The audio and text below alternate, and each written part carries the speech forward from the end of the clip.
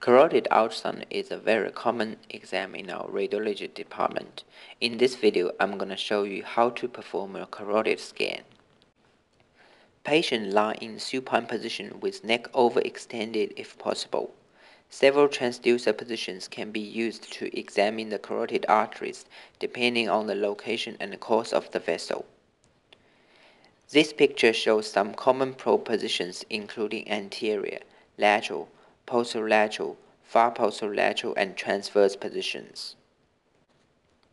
The common carotid artery should be checked from its origin to the bifurcation for any intimal thickening and color field. Spectral Doppler is measured at proximal, mid, and distal portion. When you look at the waveform, common carotid artery has a relatively low resistance pattern. To demonstrate the bifurcation together with proximal external carotid artery and internal carotid artery bulb, the probe position varies through individuals. Generally speaking, posterolateral position is most useful, however in some tricky cases, anterior or lateral position work best. Again, the B mode and color images of bifurcation should be obtained to look for any possible plaque.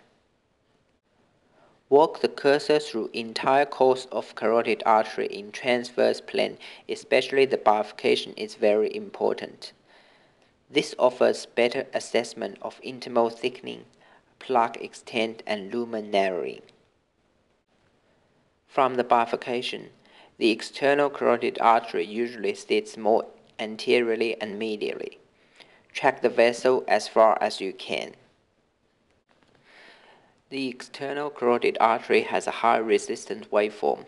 The flow velocity rises and drops quickly in both systole and diastole period, giving a sharp systolic peak appearance. Another way to confirm external carotid artery is by tapping at the level of zygoma arch just anterior to the external ear. Fluctuation of the diastolic waveform is called temporal tap.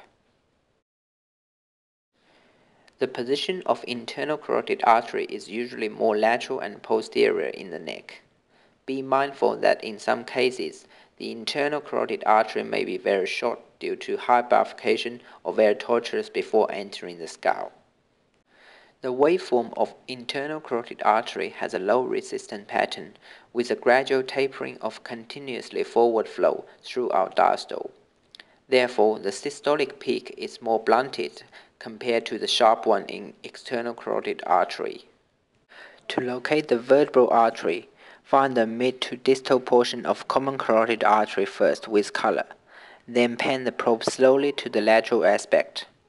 The artery is the one hiding between the vertebral transverse processes. Relatively low resistance and flow velocity are the features of vertebral artery waveform.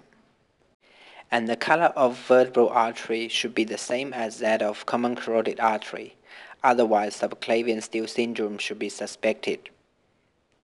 That's the end of the video. Thank you for watching.